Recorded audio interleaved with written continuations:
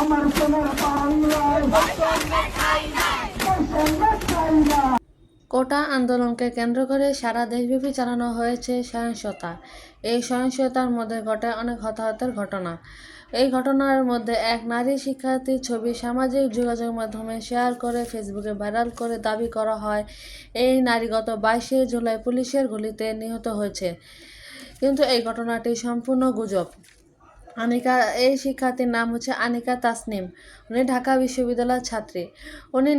উনি সুস্থ আছে এবং ভালো আছে।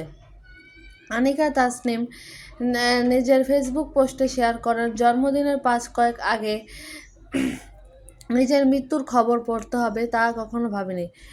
কিন্তু আলহামদুলিল্লাহ, উনি বলেন, আলহামদুলিল্লাহ আমি বেঁচে আছি, সুস্থ আছি, ভালো আছি। কোনো রকম গুজব না ছড়ানোর অনুরোধ রইল এবং কেউ কোনো র্যান্ডম যে কোনো পোস্টে মেনশন না করলে খুশি হব। Everything has a limit. আমার ভাই বোনেরা দেশের জন্য যা করেছে সেই তুলনায় আমি কিছুই করতে পারিনি। কথা বলার জন্য অনেক গুরুত্বপূর্ণ টপিক আছে। Pick the right point and get viral.